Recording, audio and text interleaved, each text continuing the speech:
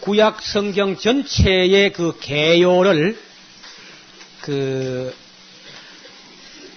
잘 들으셔야 돼요. 이 구약 전체 개요가 제대로 돼야 그래 이제 이 구약 성경 우리가 다른 이야기가 쭉 연결되고 또 신약까지도 연결이 된다고요.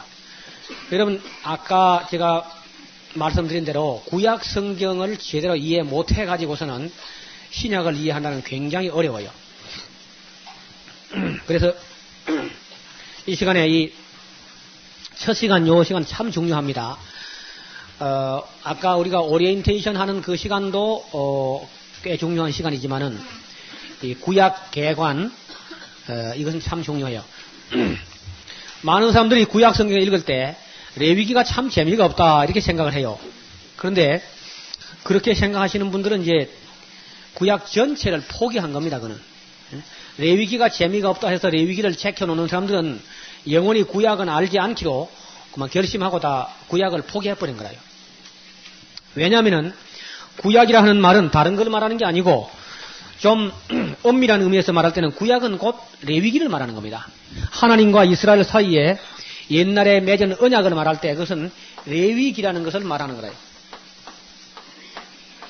이게 하나님과 이스라엘 사이에 오래전에 맺은 언약이죠. 그러니까 이 레위기가 여러분 이 앞에 있는 그림에 보면 아시는 대로 레위기는 오경의 중심에 있습니다. 그렇죠?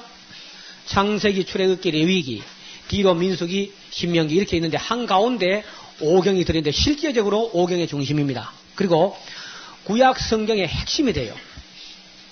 구약이라는 말의 핵심이 레위기라는 말이에요. 그런데 그 레위기를 갖다 포기해버리면은 뭐 구약을 다 포기하는 거죠. 이 레위기를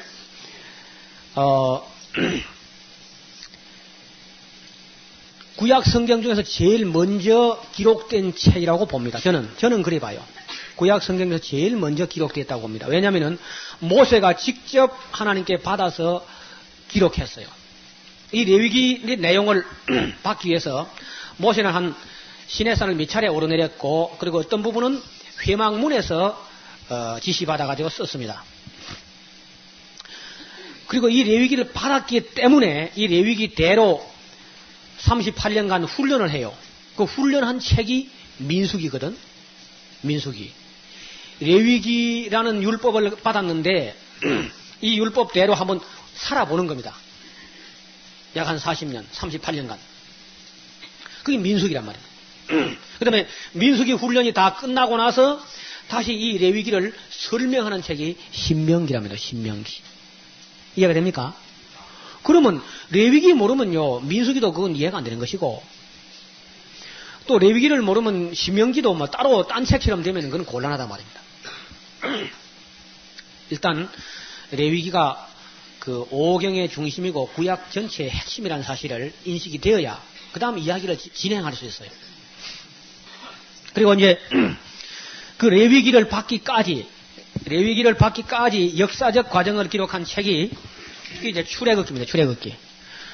이게 레위기가 중심이고 레위기를 받기까지 역사적으로 그 과정을 기록한 게 출애굽기고 그 레위기라는 율법을 주신 분을 근원까지 소급해 올라가서 말하자면 그분은 태초에 하나님을 창조하신 분이고 노아의 하나님이고 아브라함의 하나님, 이삭의 하나님, 야곱의 하나님 그리고 요셉의 하나님이다. 그 근원까지 소급할 때 창세기란 말입니다.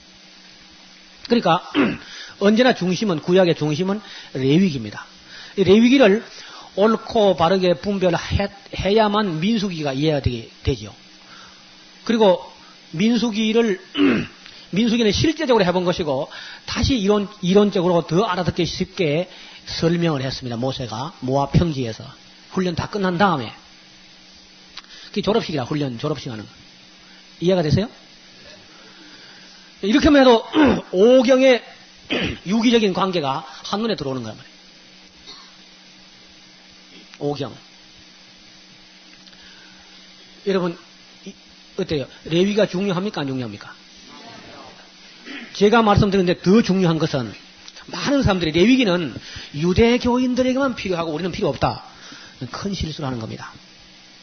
이게 서양 신학자들이 많은 사람들이 레위기를 오늘의 우리하고는 별 상관없는 거, 그건 의식법이고 다 쓸데없는 거다 이렇게 생각하는 바람에 기독교가 거룩하지가 못하고, 또 건강도 말이죠. 건강도 레위기대로 살아야 건강하게 되어 있어요. 지금도.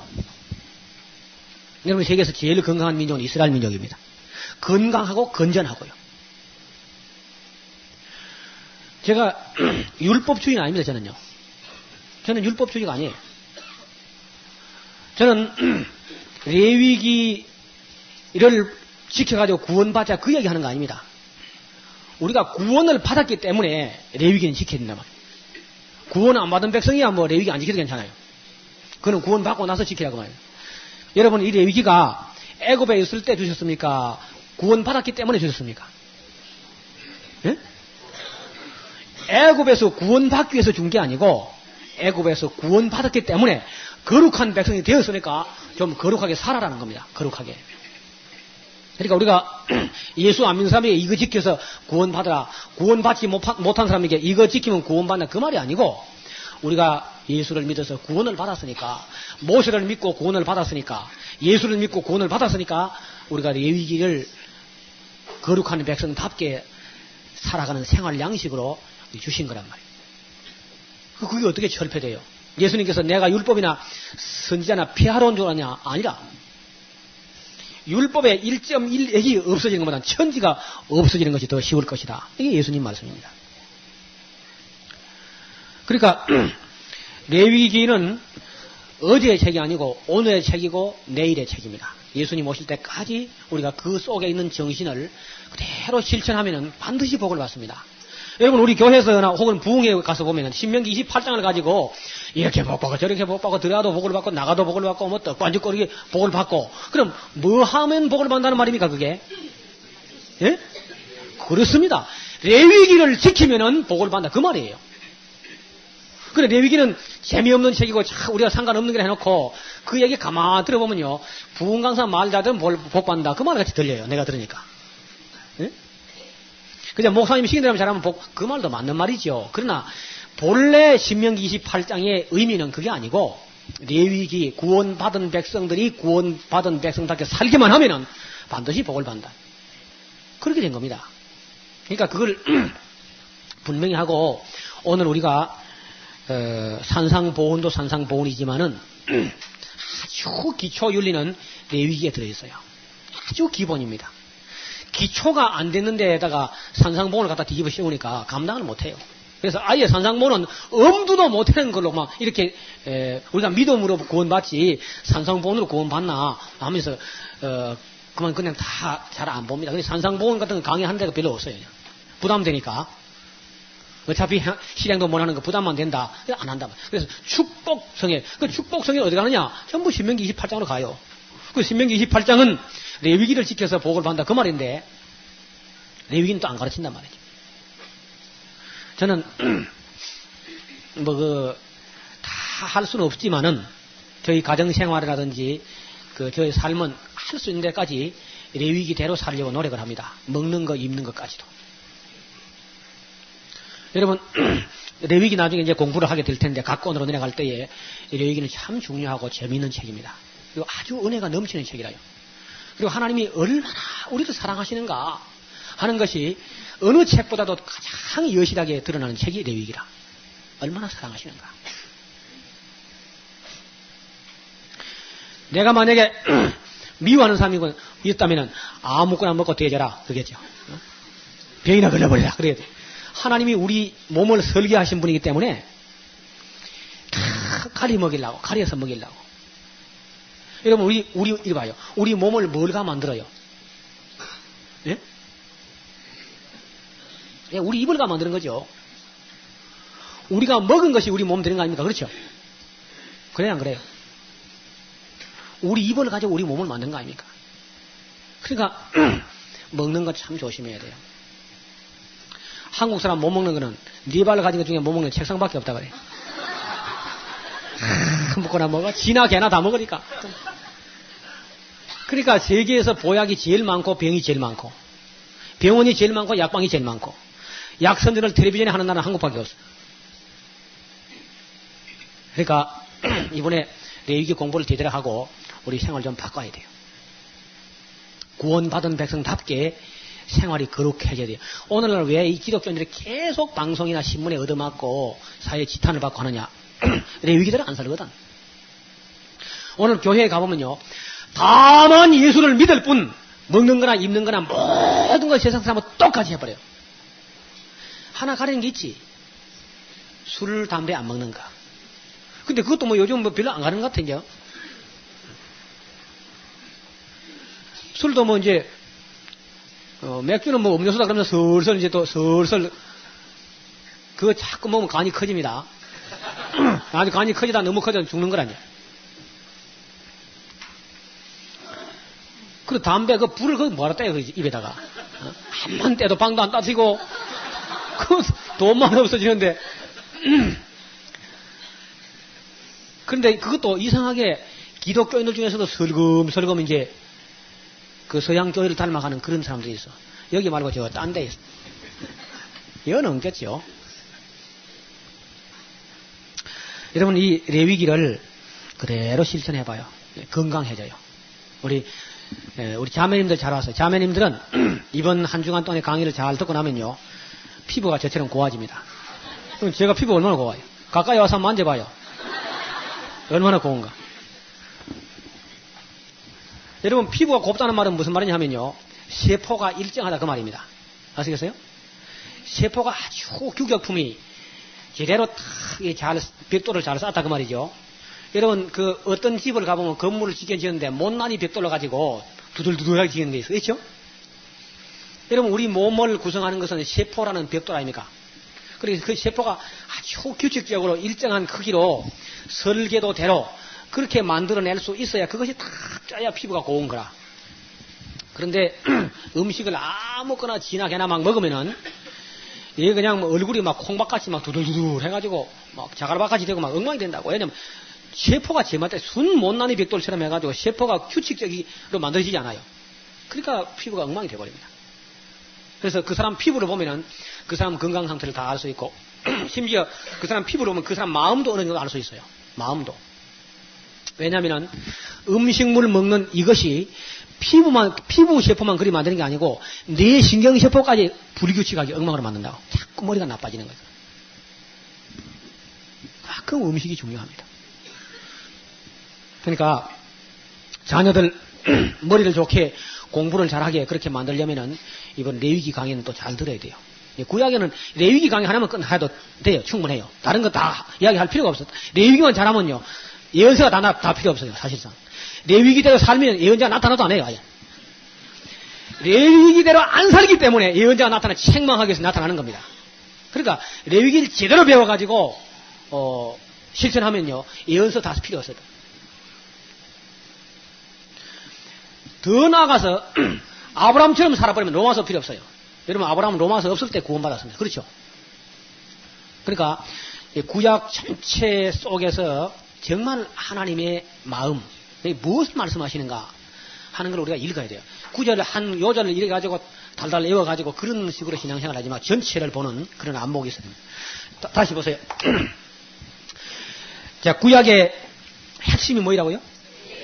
오경의 중심이 레위기. 레위기를 가지고 훈련한 책이 설명한 책은 역사적 과정을 기록한 책은 출애굽기. 그 계명을 주신 분을 근원까지 소급해서 올라가 보니까 태초에 천지를 창조하신 하나님이요, 노아의 하나님이요, 아브라함의 하나님, 이삭의 하나님, 야곱의 하나님, 요셉의 하나님이었다. 이게 오경 아닙니까? 오경. 오경 끝났지요? 그 다음에 이 레위기를 가지고 이제 훈련도 해봤고 설명도 다 들었어. 그러니까 이제는 어디 가야 되냐?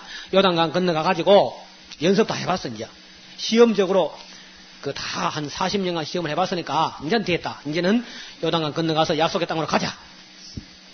여러분 이거 훈련 안 하고는요 약속의 땅도 못 가는 거라. 선민 훈련, 거룩한 백성답게 훈련해가지고 그리고 가나안 땅에 들어가야 되는데 가나안 땅에 이제 들어가죠. 들어가는 게 이제 여호수아서죠. 그래서 이제 여기 쭉 새파란 색깔로 표시된 것은 역사서죠. 역사서. 그렇죠? 구약에 있는 역사서인데 여기 역사서는 여호수아서, 사사기, 룻기, 삼상, 삼하, 왕상, 왕하, 대상, 대하, 에스라, 느헤미야, 에스더 이렇죠. 쭉 이렇게 역사서가 12권이 이어져요. 근데 역사서는 뭘 기록하냐면은 이들이 과연 하나님과 언약을 맺어놓고 레위기라는 언약을 맺은 후에 얼마만큼 그 언약대로 살았느냐 안 살았느냐 그 얘기만 씁니다. 이스라엘 역사서에 뭐 딴 거 쓰는 거 별로 없어요. 어떤 왕은 살았다 안 살았다, 어떤 왕은 안 살았다, 그것만 쓰는 겁니다. 뭐 아주 쉬워요. 그러니까 다른 데다가 초점을 맞추지 말고 그들이 그 역사가 진행되는 동안에 하나님과 맺은 계약대로 살았느냐 안 살았느냐, 살았느냐 안 살았느냐 그것만 따지면 돼요. 그러면 역사가 간단히 끝나버립니다. 역사서 됐지요? 이게 역사서라. 그 다음에 자, 분명히 역사가 지나가는 가운데 하나님 계명대로 산 사람이 있고 안 사는 사람이 있어요. 그렇죠? 그러면 산 사람은 어떻게 될까요? 율법 계명을 따라 살았던 사람들은 어떻게 되겠습니까? 모든 복을 받죠. 어디대로? 신명기 28장대로. 그렇죠? 그걸 받는 거라. 신명기 28장은요. 28장, 29장은 레위기로 하면은 26장입니다. 레위기 26장에는요. 상벌이 나와 있어요. 해칙, 규칙을 다 만들어가지고 맨 마지막에 가면요. 상벌 규칙이 나오죠? 상벌 조항이. 그러니까 그 레위기가 25장까지가 율법이고 26장은 상벌이가 27장은 부칙으로 되어 있어요. 부칙. 여러분 해칙 같은 거 만들면 그래 되어 있죠? 조문 쭉 총칙부터 쭉 나오다가 맨 마지막 가면 상벌 조항이 나오고 그 다음에 부칙이 딱 나와 있잖아요. 그렇죠? 레위기도 꼭 그래 되어 있습니다. 하나님과 이스라엘 사이의 계약서란 말이에요. 계약서, 언약. 그래서 율법, 계명, 율례, 규례, 법도를 따라 살면은 은혜와 복을 받고 정말 감사하고 찬양하고 시와 찬미와 신령한 노래를 부르면서 온갖 지혜를 얻게 돼요. 이것이 다 지혜 문서의 시가서라. 여기 위에 있죠? 여기 위에 있는. 이건 다 말씀을 듣고 계약을 지키던 사람들에 의하여 욥기, 시편, 잠언, 전도, 아가서 이런 책이 나옵니다. 그 다음에 반대로 그 계명과 율법을 무시하고 멸시하는 사람들이 있어요. 그리고 그만 그 지키지 않았을 때는 반드시 재앙이 따라오거나 저주가 따라오거나 그래 하는 거죠.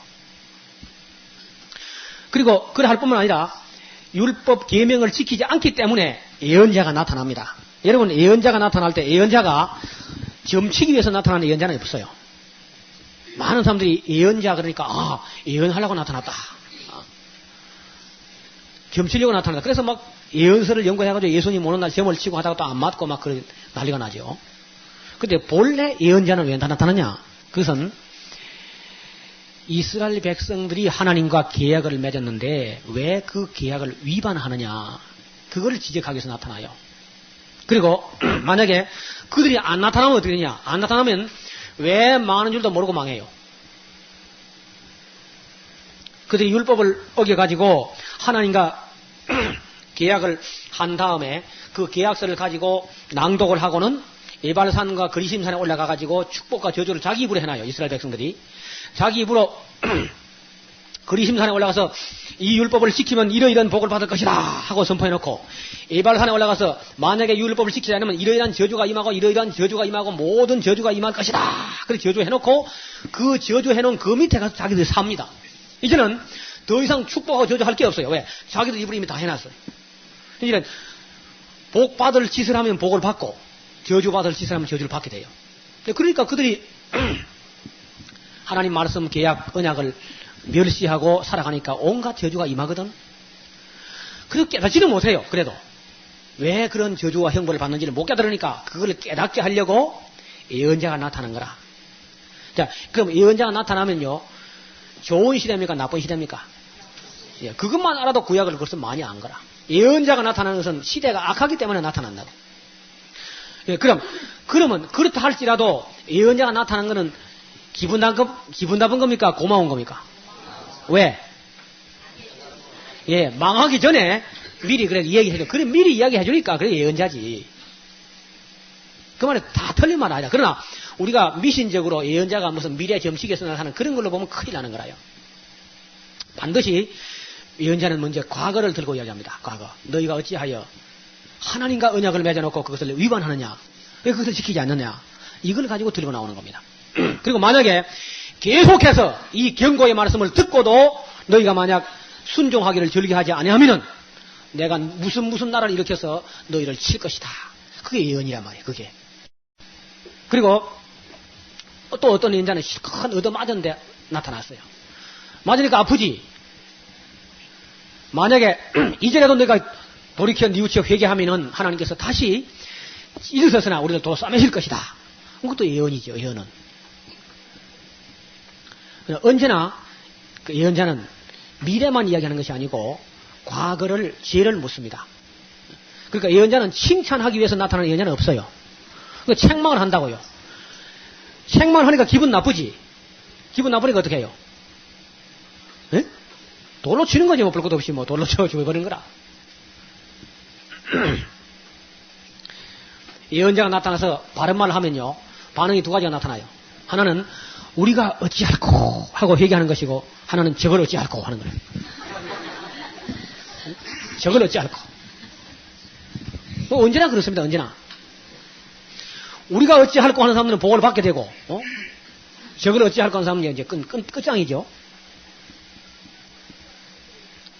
예수님까지 그냥 못 박아버리는 사람들이니까 뭐. 그러니까 이스라엘 백성들이 지금까지도 못 깨달아요. 그래서 이 오경을 이제 정리하고, 오경만 하지 뭐 이런 구약 다 된 거죠? 다 됐죠? 근데 그렇게 볼 때 실제로 뭐가 제일 중요한 것 같아요? 그거 봐요. 여기 레기 빠져버리면 뭐 되겠습니까? 뭐 완전히 핵이 빠져버린 거죠. 그래서 그 레위기를 재발견한다는 건 굉장히 중요합니다. 그래서 이제 레위기가 재미가 없다고 생각했기 때문에 이제 레위기를 그냥 싫어하고 율법주의가 뭐 율법이다 그래가지고 싫어하고, 그게 다 마르틴 루터의 큰 실수요. 마르틴 루터는 그저 율법이 그저 죄를 깨닫게 하는 것 정도로서 그냥 끝이다 이렇게 생각해요. 칼빈이 한 걸음 더 나가죠. 칼빈은 율법은 죄를 깨닫게 하는 기능뿐만 아니라 성화의 채찍으로서 율법은 여전히 필요하다 이렇게 나간다. 저는 거기서 실제 생활에서 우리가 그것을 지키면 복을 받는다고. 여러분, 바울이 율법을 법있게 쓰면 율법은 선한 것이다, 유익하다. 여러분, 사도 바울이 얼마나 율법대로 살려고 노력한 거 보세요. 철두철미 율법대로 살려고 합니다. 단 그걸 구원의 조건으로 이방인에 강요하지는 않은 겁니다. 구원의 조건으로서 이방인이 강요한 건 아니고 자기 자신은 율법대로 살려고 노력을 했어요. 자유하면서도 여러분, 애굽에서 나왔으니까 자유하지. 자유하니까 율법대로 살 자유가 있단 말입니다. 그리고 물론 레위기는 유대인이 준 건 맞아요. 그러나 그럼 구약 성경 전부 다 유대인들이 왔지, 레위기만 그런 게 아니고. 그러면 한국 사람 보고 준 게 뭐 있어요? 하나도 없지. 여러분 이 보세요. 지혜로운 아들은요,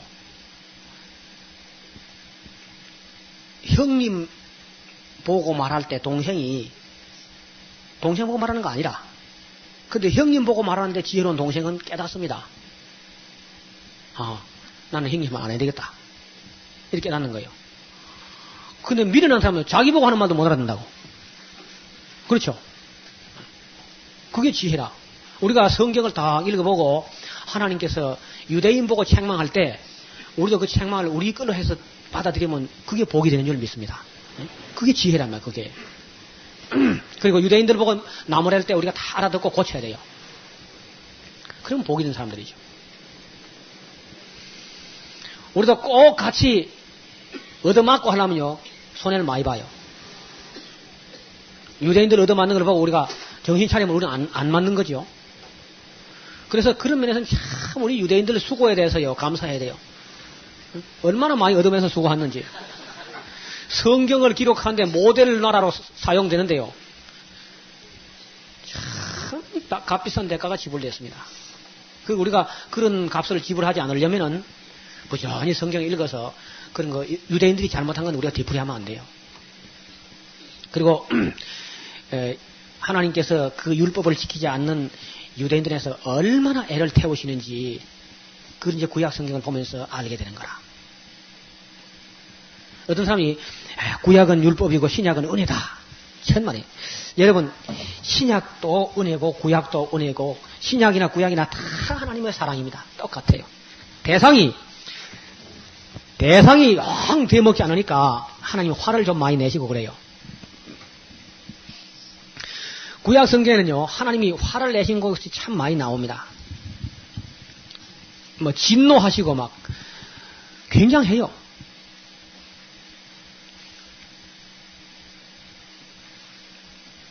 그런데, 하나님이 구약 성경에서 화를 많이 내셨을까요? 신약에서 많이 내셨을까요? 예? 예, 참 어려운 걸 묻지요. 구약 성경에서 화낸 건 화낸 것도 아니라 신약 성경에서 하나님 화내서 자기 아들 죽여버린다고 막 얼마나 화나면 그러겠어요. 독생자를 죽여버릴 만큼 그냥 그렇게 화를 내시는 거라. 그 화가 우리한테 안 와서 다행이지. 그래서 성경을 전체로 균형 잡히게 다 바로 봐야 돼요. 그 비로소 이제 우리가 두렵고 떨림으로 떨며 즐거워하게 되고, 우리가 구원받아서도요, 즐거움을 할 수가 없어요. 두려움은 여전히 있는 겁니다. 두려움이 있으면서도 우리가 참 또 주 안에 또 즐거워해야 돼요. 주께서 우리를 그런 사랑을 또 사랑하신 것 때문에. 이게 정상적인 신앙입니다. 계속 두려움을 해가지고 유대인처럼 하나님께 가까이 가도 안 하면 그것도 큰일이고요. 뭐 구원받았다고 길길이 뛰기만 하고 하나님 두려운 줄 모르면 그것도 큰일이라. 정말 우리가 떨며 즐거워하는, 우리가 항상 기뻐하면서도 두려움과 떨림으로 자기 구원을 이루어가는 그런 자세가 정상적인 신앙입니다. 자, 이게 이제 구약 성경 개관이 이렇게 되어 있기 때문에 다르게 설명할 수가 없어요. 다르게는. 제가 구약 성경을 처음에 참 이거 어렵다고 느껴지고 이거 뭐 두껍기도 하고 좀 어려워요. 그런데 일단 이렇게 전체의 그 개관을 해놓고 나서 그다음 이제 각 건으로 들어가서 이제 차근차근 살펴보는 건 남아있죠. 이것만 제대로 되면요, 나머지는 어렵지 않아요. 여러분, 이 내용이 확, 그것이, 그렇구나 한 분은 벌써 성경을 아주 고민을 많이 했던 분들이라, 구약 성경을 아주. 그렇기 때문에, 이다음부터는 아주 뭐 쉽게 구약을 넘어갈 수 있어요. 하나도 어렵지 않아요, 이제는.